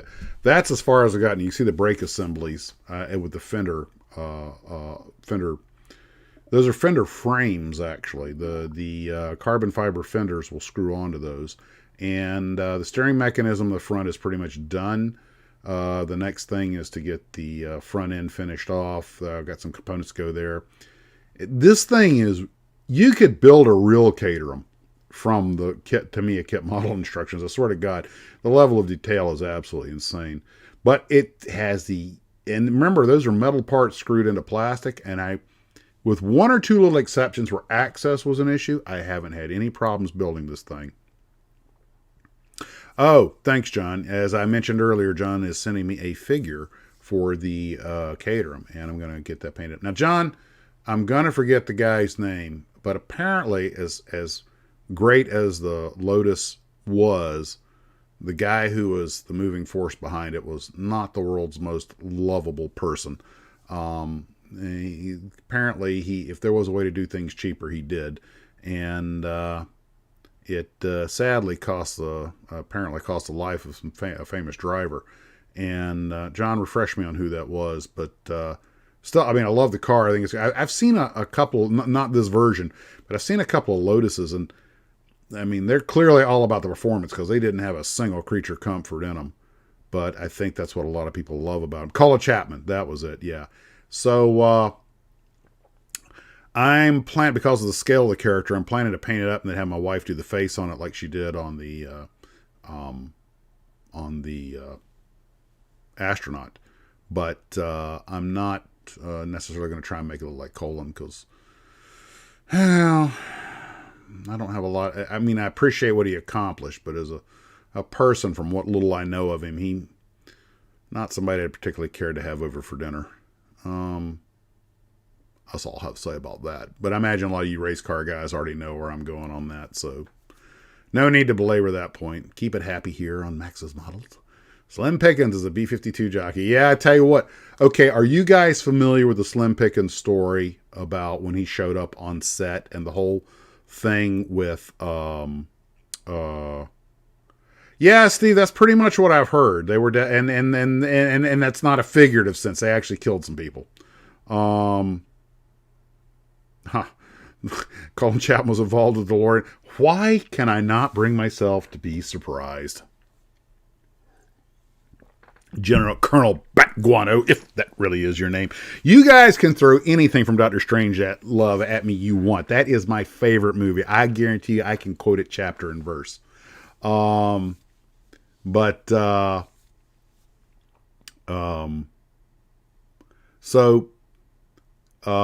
Slim Pickens was not supposed to play Major TK King Kong. It was supposed to be the fourth character played by Peter Sellers. Sellers really had some issues with doing a Texas accent. He didn't think he could pull it off. As great as an actor as he was not. And supposedly he twisted his ankle in the B-52 cockpit set. Although a lot of people said he was faking that because he wanted to get out of playing the character, and they needed someone to play this, sort of Southern boy, Texan bomber pilot. So they said, well, we know this character actor in the States. Now, remember that Strangelove was shot in England. And what happens is Pickens gets the role. Now, he shows up. Now, you have to understand, you guys probably already know this, but Slim Pickens was basically a real honest-to-God cowboy, and he was a Western dude. He shows up with the leather suede coat with the fringe and the cowboy hat and the blue jeans and the cowboy boots and the big turkey platter belt buckle. And the British actors, the whole staff, the cameraman, the entire British crew was blown away. They go, my God, what a dedicated actor. You know, he shows up and stays in character all the time. They didn't realize until the cast party, when he showed up like that he wasn't acting. This is who he really was. And they were all so impressed with how he always stayed in character. He's amazing. It's like, oh, boys, this is who I am. Yep, the Beaumont site is still radioactive. That is correct. And it's not the only accident site like that we've had that is. I mean, it wasn't no Chernobyl, but, you know, still, I wouldn't go sleeping there overnight. Also, a lot of people don't know this, but George C. Scott would never make a movie with Stanley Kubrick again after Doctor Strangelove because how he tricked him. Now, I don't know if you guys knew this, but Scott never intended to play General Buck Turgidson the way he did. He intended to play him like in Failsafe, dead serious. And Kubrick is like, well, you know, George, this is kind of a dark comedy. We need a different twist. No, I can't do that, Scott. You know, he wanted to be General Patton. And so Kubrick made a deal with him. If I could beat you at chess, and Scott and Kubrick were both really serious chess players. I wouldn't say masters, but they were serious. If I can beat you in a game of chess, you'll do one take my way, and then we'll do the others your way. Scott was like, yeah, okay, you know, we'll do that. Well, Kubrick won the chess game, so Scott would give him one of these, you know, kind of. And he said, look, it's just a dry run. He supposedly didn't even know Kubrick was really running film. I have a little trouble buying that because those old cameras made noise. But they would shoot one and Scott would do it over the top. And then they'd do it all serious. And supposedly there wasn't even film on the camera, or didn't worry if it ran out because Kubrick wanted the original take. So everything had to be done on the first take. Now, maybe that's true, maybe it's not, but that's the story that's become the official canon. Well, apparently when Scott saw the final cut of the movie, he was outraged. And I'll never work Kubrick again. And he never did. You know, oh well. Actors. But personally, it would have been much less a movie if he played it straight. Steve McQueen and the good Slim was great. Oh, yeah. Slim was great in everything he did. And he and you guys are probably familiar with the other Western actor Ben Johnson, but they weren't acting. That's who they were. And Ben Johnson had been a real rodeo cowboy, and he actually continued to raise horses and be active in rodeos while he was in Hollywood. I think Land MC's channel did a good bio on him. And General Jack D. Ripper. Here's one for you. Did you know that Sterling Hayden, who played Jack Ripper, Mandrake, politicians have neither the training nor the inclination for strategic thought. If I'm not mistaken, I think Sterling Hayden had actually been in the OSS during World War II, which, as you guys probably know, was the predecessor to the CIA. I want to say he was in Yugoslavia. But, you know, it's funny. One of the reasons these old movies are so great is a lot of these actors had really been in the thick of it. Lee Marvin, wounded at, was it Tarawa? I mean, he's buried in Arlington. The Thin Man, Powell, had been a cargo pilot flying R-4Ds, C-47s. A couple of them been fighter pilots. Jock Mahoney had been a fighter pilot. I think he might have also served in Korea. The baseball player, Ted Williams, flew in the Second World War in Korea. Sterling Hayden, OSS. Walter Matthau. I actually did a video on this a long time ago. I just did the opening credits of the Battle of Midway and showed how many of them had all been in the service. Henry Fonda was an officer in the Navy. He was a lieutenant in the Navy. Probably one reason he was so convincing as naval officers. And even Robert Mitchum, who didn't like the military, had done a brief stint in the military, but they kind of got rid of him. It didn't work out. But I mean, at least he'd gone in and done his bit, left by mutual consent. But a lot of these actors had done a stint in the military. Charles Bronson, I think, had been an aerial gunner in the Air Force. Charlton Heston had been, I think, a crewman on bombers or something. And a lot of these actors had real, honest to God military service behind them. And a lot of them had seen combat. And Clark Gable he has one of the rare commissioned gunners, but they wanted to make him an officer because he was Clark Gable. He was over 40 years old, and he actually got through OCS. He said he didn't really understand a lot he was talking about, but he treated it like a movie script, like sides, the script, and he just memorized everything so he could get through it. They gave him his commission, and then they trained him as an aerial gunner. He really didn't qualify to do anything else because he was older. And when they found out, I don't think they ever really expected him to fly actual combat missions. When they found out he was flying combat missions, they were kind of like, yeah, get him the hell out of there before he gets killed. And Jack Palance, that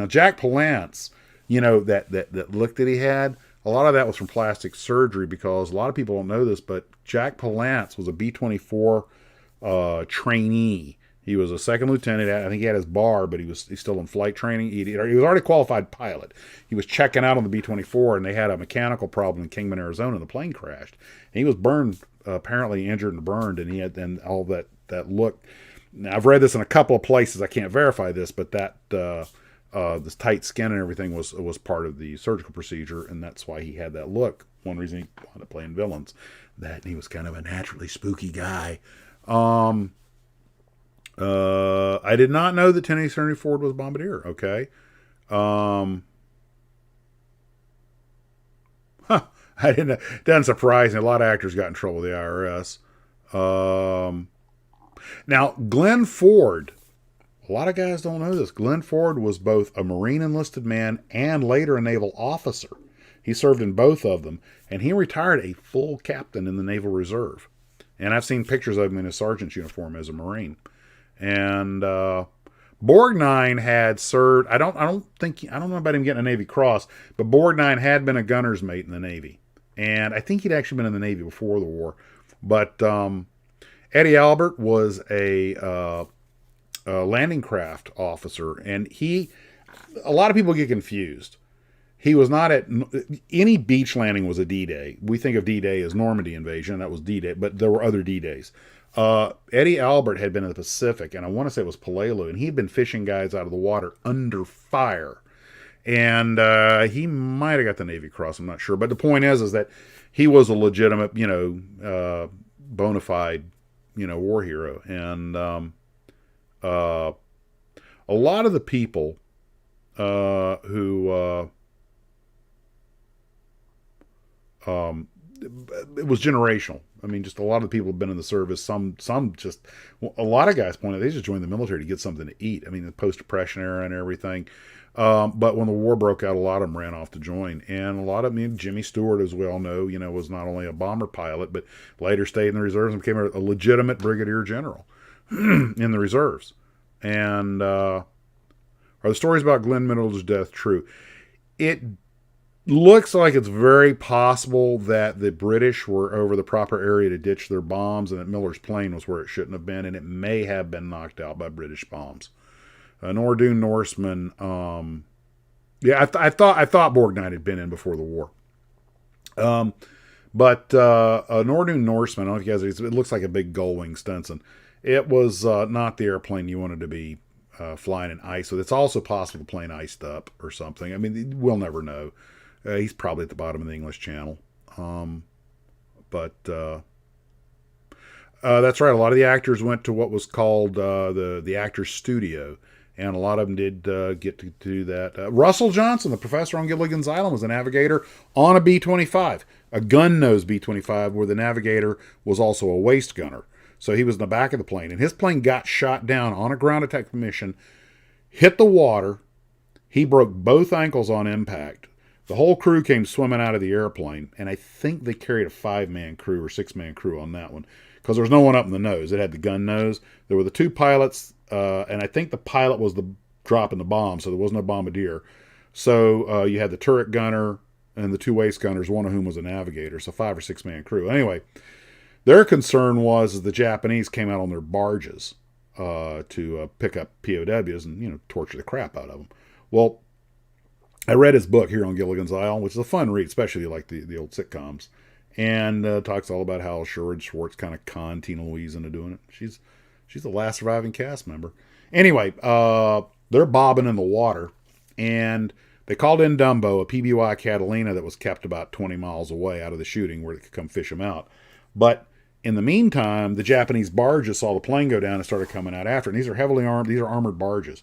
And they were dreading getting captured by the Japanese or just gunned down in the water. But the B-25s from the squadron saw them go in. And apparently they took 40-millimeter hits in both engines. So there was no saving that airplane. It's a miracle the pilot had enough energy to ditch it.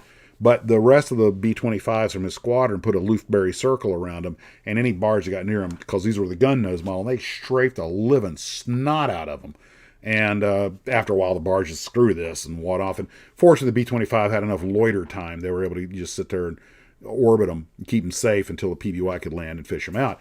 And he said when they awarded him his Purple Heart, he was laying in a hospital bed with both feet up in casts. And the guy, they were just going down the list. Johnson, Russell, blah, blah, blah, awarded the Purple Heart and just tossed it. And still in the case, and the thing just slid up under his chin. He was kind of like, that's how I got my Purple Heart awarded. No, the Nordun Norseman is a good airplane. No question about that. But it's a good stall plane and everything. But you don't want to go get into icing conditions in it or anything like that. And of course, if bombs are dropping all around it, I mean, it's still a fabric and tube airplane. Good airplane. Don't get me wrong. I'm not bad airplane, but it's, it wasn't. It was an airplane of the 30s, and all that technology and everything. And they were very popular as bush planes. Not very many of them left. And they drink gas and are not real fast, but they can get off out of a tennis court. It's basically a big, hairy de Havilland Beaver, earlier technology.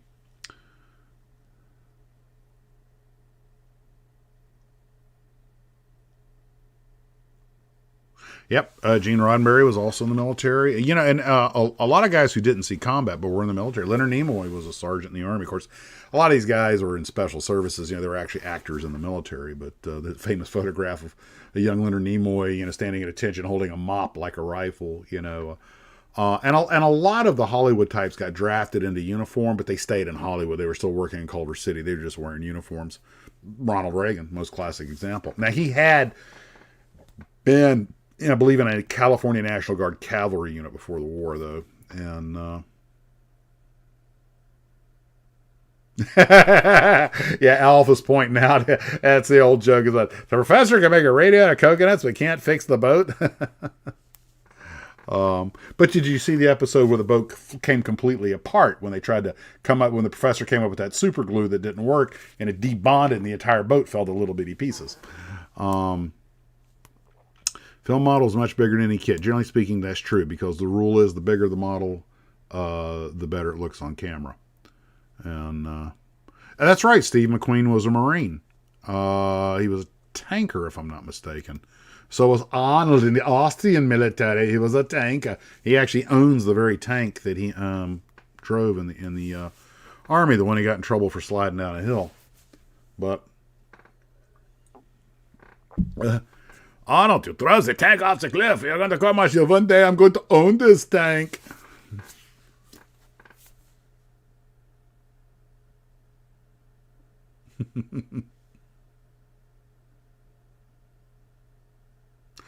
The Reagan was a cavalryman during the war, and I thought so. He was, while they carry Ronald Reagan battle flag, as a cavalry guide on. I did not know that. That is awesome.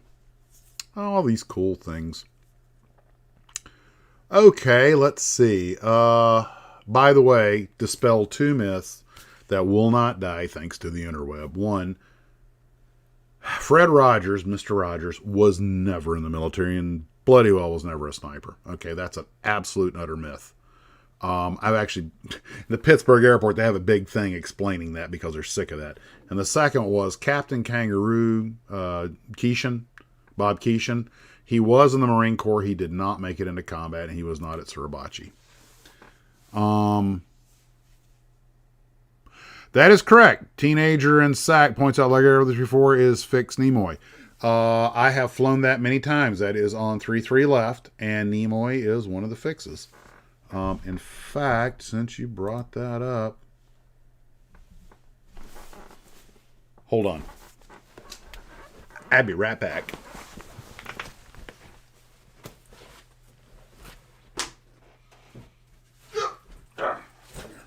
Shut up. Do what I tell you. Hey, where's my iPad?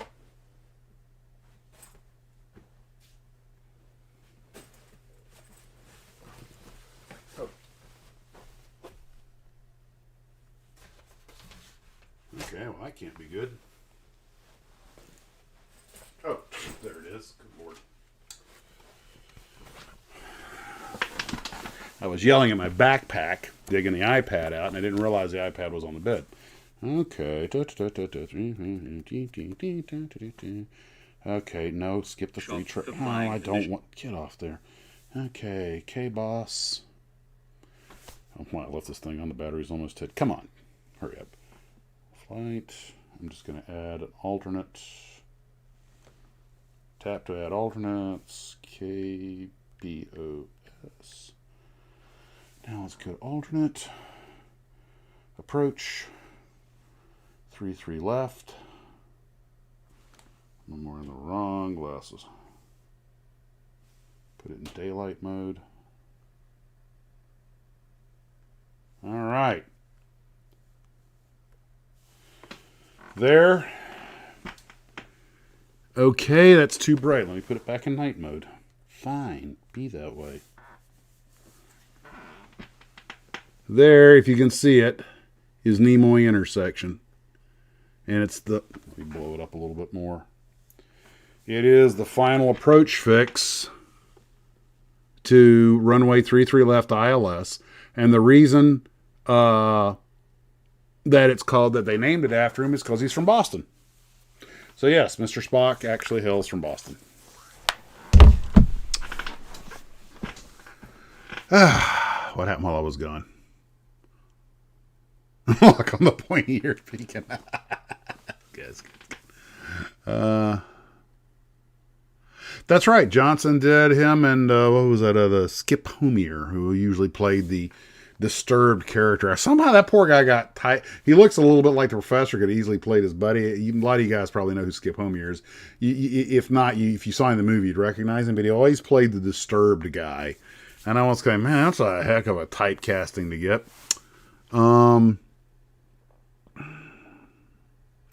Leslie Nielsen, it might have been. Yeah, that would make sense.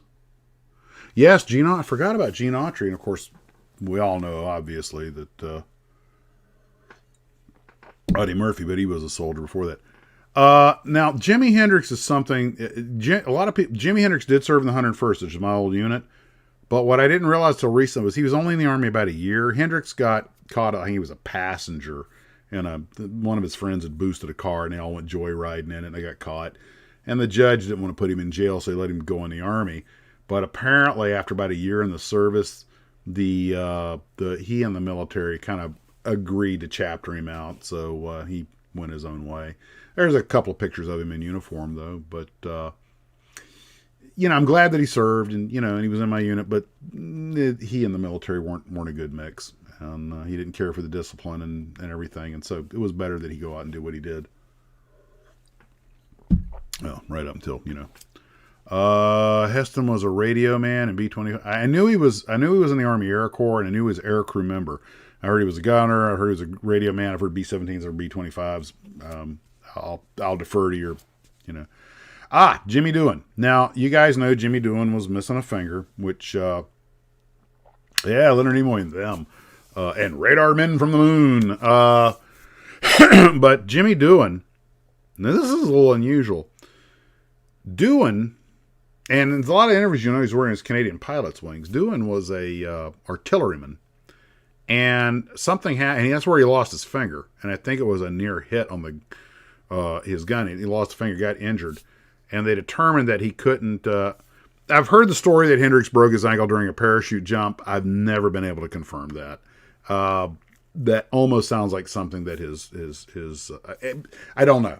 All I heard was that he and the Army decided to go... It was a mutual consent thing. And I would like to know the details because I love Hendrix music. I'm a big Hendrix fan. I think he's one of the greatest guitar players that ever lived. But I don't know. A lot of times these stories get started because people like the guy and they want to create a mythos. They don't want to say that, he was just kind of a dud and they just decided to get rid of him, Don Rickles served on a PT. You know who else served on a PT boat? Richard M. Nixon, former president of the United States. Yep, he and Kennedy were both PT boat officers. I don't know what America's fascination in the 60s with making officers out of PT boat, making presidents out of PT boat officers. Anyway, well, when Doohan lost his finger after he healed up, apparently for some reason they didn't think it should still be in the artillery, so he got qualified as a spotter pilot. And they called him the craziest pilot in the Canadian Army. They said he had no fear about diving on the Germans and launching marker rockets at them and stuff. And, of course, again, you never know how much of this is true and how much of it is just hyperbole. But he earned his wings, and he fought in the war, and he's got my respect. You know, I had heard about Pleasance had actually been a POW.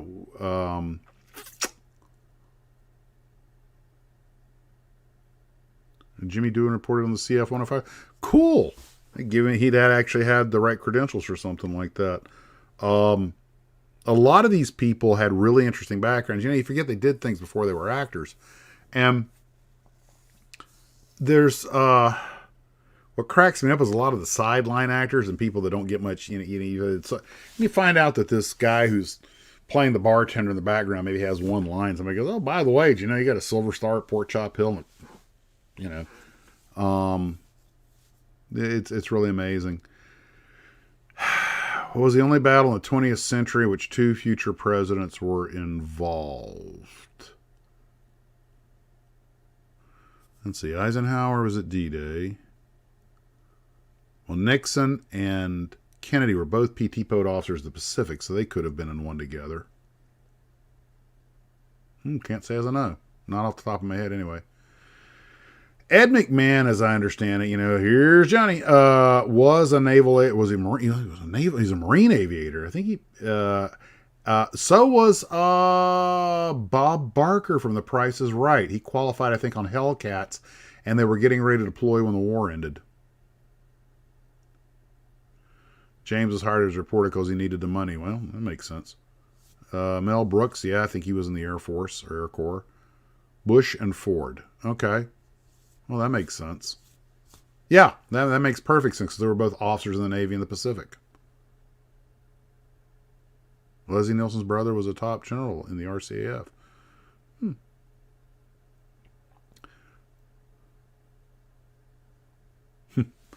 And it's just, you realize like history, it all ties together.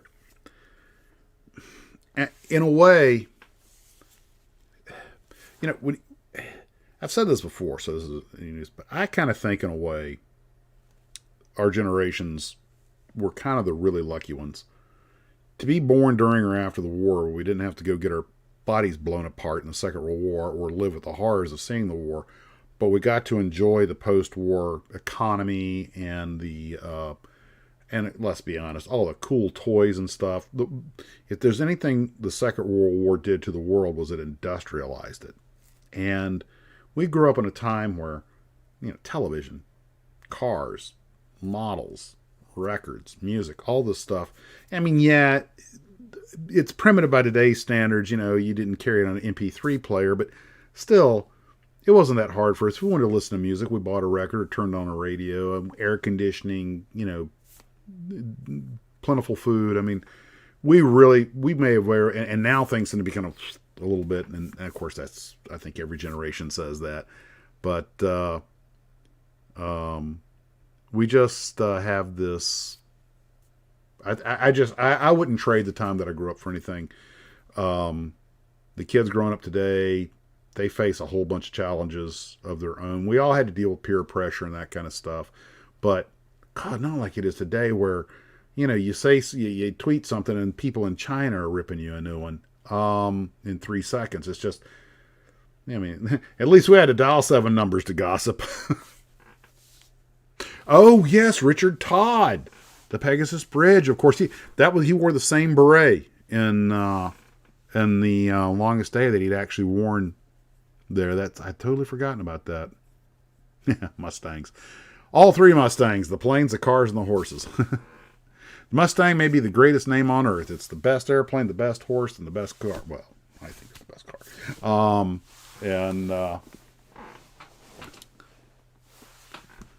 Oh, really? I did not know that. Okay.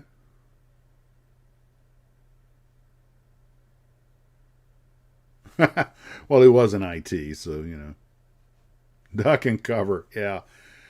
I guess what it is our generation still had kind of an unapologetic patriotism, but we were, I mean, yeah, we grew up under the umbrella, but I mean, I grew up in the Cold War like most of us did, but I never really thought anybody's going to launch any missiles. And my dad was always relaxed about it. He goes, they're not going to launch missiles at us. Why? Because there's nothing to be gained by it. It was just that simple. Um, it's a horrible electric car. Yeah. Um, but we kind of grew up when toys were still pretty mechanical. I mean, slot cars and maybe some primitive RCs and batteries and motors and gadgets and wheels that turn and gears and just yeah, it was. I really think growing up, I mean, I was born in '61, but still, I can still remember being excited about Christmas morning, and I would, okay, don't lie. Every one of you at some point when you saw your gifts on the tree, you would rattle to see if it was a model. And if you heard the happy sound of styrene, it's a model. It's a model. If it was squishy and didn't move, socks, sweater, underwear, a model. I think it's a game. Box is too big to be a model. Dimensions are wrong. If you could tell if it was a game or a kit model by the dimensions of the package, you're a kid from the 60s. Hell yeah, Major Matt Mason forever, baby. Told you guys I wrote a screenplay for Major Matt Mason. I already bored you with that story. I won't bother you again. Once I get the Godzilla Chronicles worked out, then I will. Then you're going to like it because it's got Sarazawa with 2 eyes.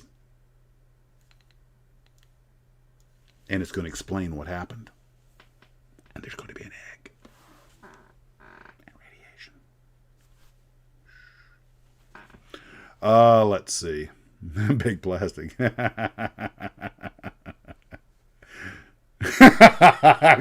we're all, okay.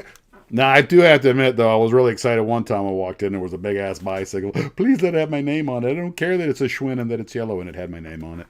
One Christmas, my brother and I each got 3-speed Stingrays. I know you guys know exactly. Let's play a game. I'm going to say something, and you're going to know what I'm talking about. It's going to be one of those anyone under 30 won't get it. And the first one's going to be 3-speed Stingray. Okay, ready? 8-track. Dual 8 camera. Polaroid.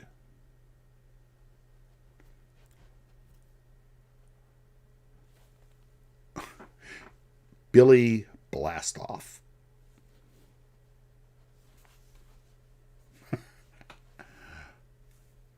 Daisy. Shh, shh, shh. BBs.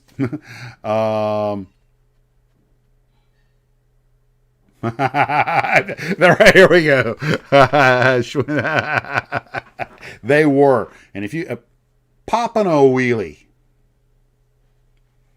I bet if you walked up to a kid today and said, "Hey, kid, you're on a bike. Can you pop a wheelie?" Like, what? Yeah, really. Caps. You got any caps? I bet you these kids don't even know where the phrase "bust a cap" comes from. Let's see.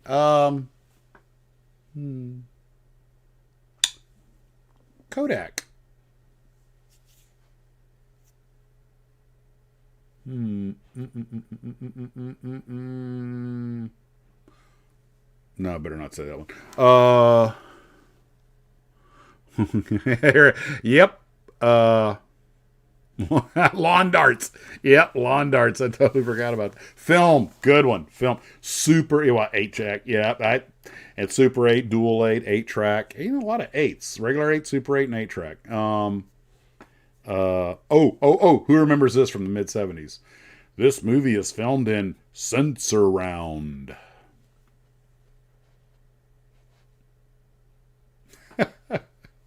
Incredible Edibles. Oh, yeah. Oh, Stretch Armstrong.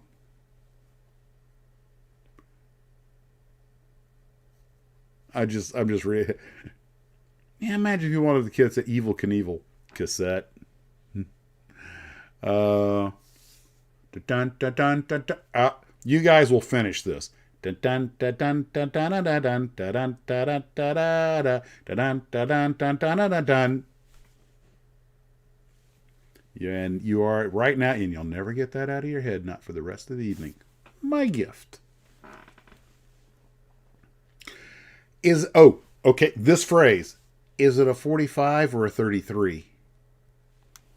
Why, it's an LP. Oh, forgot about flash cubes, of course. And flash bulbs.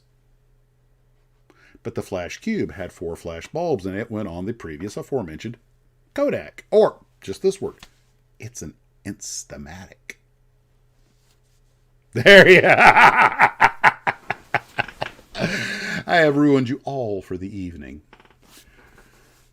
Good times, guys. Creepy Crawlers, Major Matt Mason, Stretch Armstrong, G.I. Joe, and the list goes on. Barbie.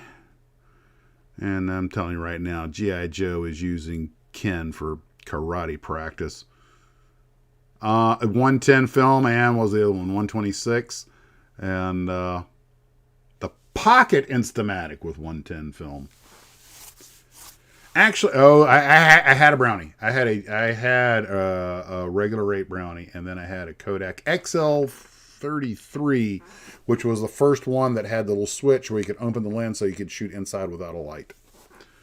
And it was a Super 8 with the cassette. Hot Wheels, oh, of course. Mr. Microphone, G.I. Joe, Johnny West, oh boy. Well, we're going to be here doing this all night. I promised my wife I'd wrap up by 9 because we're going to watch that new movie with The Rock. Guys, I want to thank everybody for coming out and spending some time with me this evening. This has been awesome. You know, John had mentioned this before, and I think he's right. I think these more free-form, just yak sessions are a lot more fun than me trying to structure stuff. I mean, it's nice to have a few things to talk about to start off with, but I just think it's awesome that we just all get together. So I'm going to just put the intro there on loop so you guys can chat with each other for a while before I sign off. Before I shut down. But I'm going to go ahead and sign off myself and start getting ready for other things that I have before me this evening. I want to thank everyone for coming out and spending some time with me. I really, really do appreciate it. And you guys take care of yourselves. And as always, model on.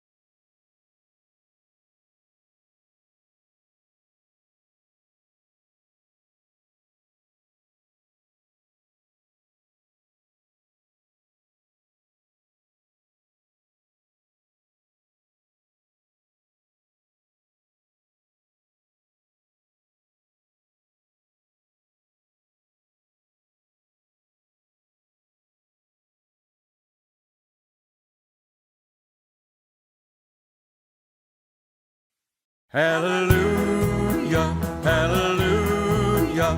Throw a nickel on the grass, save a fighter pilot's ass. Hallelujah, hallelujah. Throw a nickel on the grass and you'll be safe. Well, I'm cruising down the Yalu doing 6 and 20 per. I cried to my flight leader, oh, won't you save me, sir? Got 2 big black holes in my wings, my engine's out of gas. Mayday, mayday, mayday, I got 6 pigs on my ass. Hallelujah, hallelujah. Throw a nickel on the grass, save a fighter pilot's ass. Hallelujah, hallelujah. Throw a nickel on the grass and you'll be safe. Well, I shot my traffic pattern, to me it looked alright. The airspeed at 190, I really racked it tight.